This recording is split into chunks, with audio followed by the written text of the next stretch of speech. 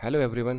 Today in this video we are going to discuss about the term YTM यानी कि yield to maturity। ये एक ऐसा topic है जो चाहे वो JIB हो या CIB हो, हर किसी एग्ज़ाम में कुछ न कुछ क्वेश्चंस इस टॉपिक से आना लाजमी है, because this topic is considered as one of the favourite topics of the examiner. तो ये एक बहुत ही इंपॉर्टेंट टॉपिक हो जाता है एंड मीन टाइम ये this is a very overrated topic. Overrated क्यों अगर आप पूछेंगे, because everyone thinks that this is very hard topic to understand, but actually it is not. All you need is to understand the basic things. आपको basic चीज़ों की जानकारी होनी चाहिए। बॉन्ड क्या है, व्हाट इज़ इंट्रिंसिक वैल्यू, या and what is maturity value, and all this means you have to know about the basics. अगर आपको बेसिक्स मालूम है तो ये एक टॉपिक है जो बहुत आसानी से समझ में आ सकता है। लिटिल बिट लेंदी, वो बहुत ज़्यादा लेंदी भी नहीं है, थोड़ा सा लेंदी है, बट समझने के लिए, क्योंकि अगर आपने ये टॉपिक समझ लिया तो आपके 3 से 5 मार्क्स JIB में, 2 से 3 मार्क्स JIB में ऑलमोस्ट कन्फर्म है। तो बिना देर किए चलिए लेट्स स्टार्ट। तो what we are going to cover in this video, क्या आने वाला है इस वीडियो में? हम देखेंगे YTM क्या होता है, और हम देखेंगे उसकी इंट्रिंसिक वैल्यू क्या होती है, इंट्रिंसिक वैल्यू ऑफ बॉन्ड क्या होती है, किसी बॉन्ड की इंट्रिंसिक वैल्यू क्या होती है और कैसे निकाली जाती है। We will understand it and we will do a case study based on the intrinsic value as well. So what is YTM? जैसा कि YTM stand for yield to maturity. अब हमें एक एक शब्द का मतलब अगर पता हो तो डेफिनेशन कितनी आसान बन जाती है। यील्ड मतलब फाइनेंशियल रिटर्न। एक फाइनेंशियल रिटर्न, हम कहीं पे इन्वेस्टमेंट करते हैं तो कुछ तो रिटर्न आएगा। हिंदी में अगर देखा जाए तो इसका मतलब होता है उपज, या यहाँ उपज का मतलब है रिटर्न। आप क्या रिटर्न मिल रहा है आपको, फाइनेंशियल रिटर्न क्या है। और मैच्योरिटी पीरियड मतलब कि कितने टाइम के लिए बॉन्ड इशू किया गया है। बॉन्ड की 2 4 4 साल 5 साल कितने साल के लिए, जैसे FD के केस में होता है कि 5 ईयर्स FD, अगर 5 साल के लिए FD खोलते तो वो 5 साल में मैच्योर होती है। तो इन द सेम केस अगर एक बॉन्ड 5 साल के लिए, 10 साल के लिए, या कितने भी जो एक्स टाइम के लिए खोला गया है तो वो उसकी मैच्योरिटी टाइम है। अब हमें ये दोनों टर्म पता लग गया कि यील्ड क्या है और मैच्योरिटी क्या है। अब YTM की डेफिनेशन इस हिसाब से हम बहुत ही आसान से शब्दों में अंडरस्टैंड कर सकते हैं। तो डेफिनेशन क्या कहती है? It is an annual return, ठीक है, which an investor gets if he hold the bond till maturity. यानी कि ये वो एनुअल रिटर्न है जो एक इन्वेस्टर को मिलता है, क्यों, कब, जब वो उस बॉन्ड को मैच्योरिटी तक होल्ड करता है। यानी कि इसमें एजम्पशन होता है कि आप ये बॉन्ड मैच्योरिटी तक होल्ड करेंगे, आप उसको बीच में किसी ओवर मार्केट में सेल नहीं कर सकते, ठीक है। यानी कि बॉन्ड क्या है, एक इसको सेकेंडरी मार्केट में हम सेल कर सकते हैं। We will discuss about this in other videos. तो आप इतना समझ लीजिए कि आपने एक बॉन्ड खरीदा, आप उसको मैच्योरिटी तक रखेंगे तो उस पर जो एनुअल रिटर्न मिलेगा उस एनुअल रिटर्न को हम कहेंगे YTM। और इसकी दूसरी डेफिनेशन अगर देखी जाए, बस शब्दों का अंतर है। Internal rate of return received by an investor on the bond he purchased at the current market price and hold till maturity. जो हमने डिस्कस करा सेम वही चीज़।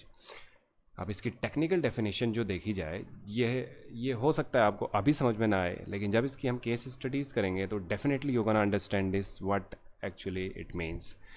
फिर भी let's do it. Yield to maturity is the discount rate at which the sum of all future cash flows from the bond, including coupon and principal, is equal to the current price of the bond।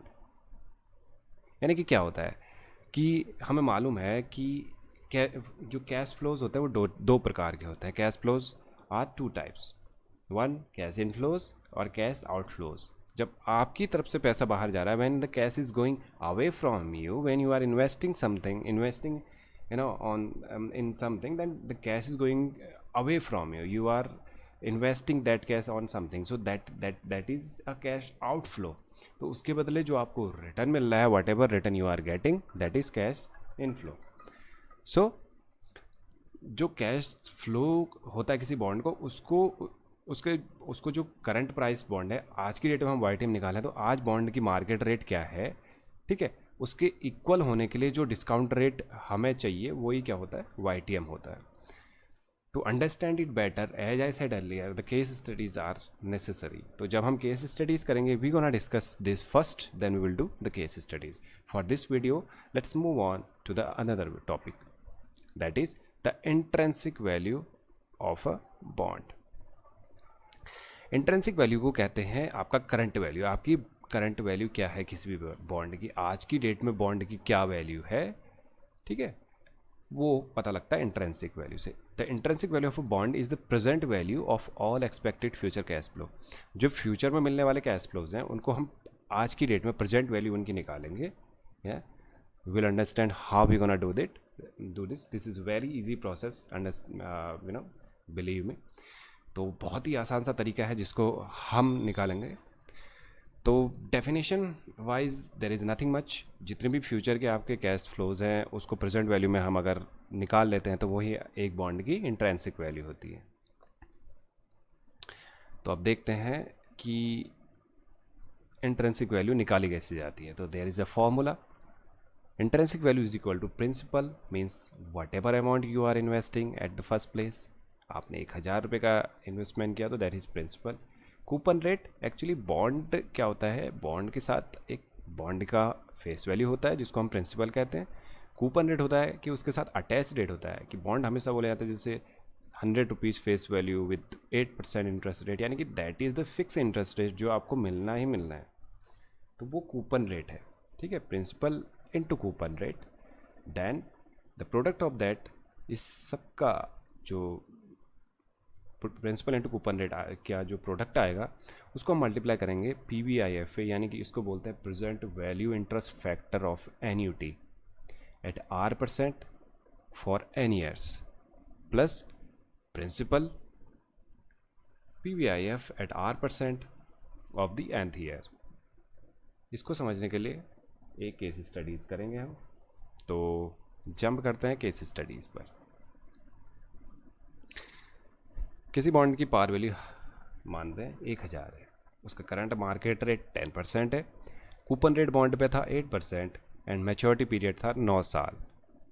अब हमें निकालना है कि इस bond की intrinsic value क्या होगी. ठीक है, इंट्रिंसिक वैल्यू का formula we all know, the principal coupon rate, या तो इस फॉर्मूले के हिसाब से अब हम देखते हैं हमारे पास क्या क्या चीज़ें मालूम है. फेस वैल्यू या प्रिंसिपल वैल्यू हमें पता है 1000, कूपन रेट 8% है, करंट रेट R 10% दिया हुआ है, मैच्योरिटी पीरियड एंड 9 years दिया हुआ है. PVIFA 10% 9 साल के लिए होता है 5.759. कैसे, we will gonna come in to that as well. और PVIF 10% 9 साल के लिए होता है 0.424. तो सारी चीज़ें हैं, तो it is very easy to put everything in the equation to find out the answer. तो 1000 इंटू 8% जो PVIFA है उसकी वैल्यू प्लस जो फेस वैल्यू है into PVIF of for 9% for 9 years at the rate of 10%. तो जब इसको कैलकुलेट करेंगे तो हमारे पास आएगी इंट्रिंसिक वैल्यू और the current value of a bond 884.72. तो this is very easy. Pause this video, try to understand everything here. अब हम देखेंगे कि जो PVIF है और PVIFA एंड PVIF, ये जो दो टर्म हैं इसमें ये वैल्यूज़ और ये वैल्यूज़ कहाँ से आई हैं.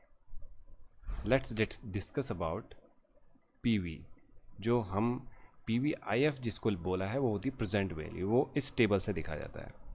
अब ईयर्स हम देखो 9 years के लिए देख रहे थे, ऑल राइट, एंड 10% के लिए देख रहे थे. 9 years and 10%, the value is 4.24, value is 4.424 sorry. And the next table says present value of annuity. इसमें हम 9 साल के लिए देखेंगे 10%,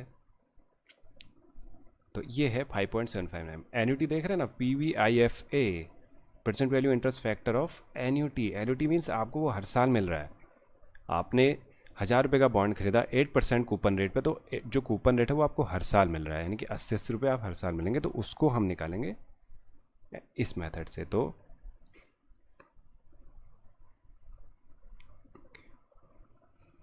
for 9 year at the rate of 10%, this will be 5.759 या तो इस अगर इसको कैलकुलेट करेंगे तो आपको ये आंसर आ जाएगा।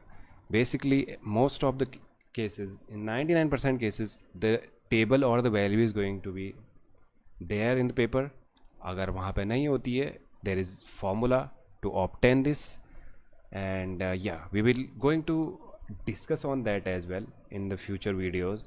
हम उसके बारे में भी देखेंगे कि PBIFA और PBIF निकाला कैसा जाता है। PBIF is very easy, we will but a little bit lengthy is the PBIFA. This value is, this thing is going to take more time, and this is the easiest one.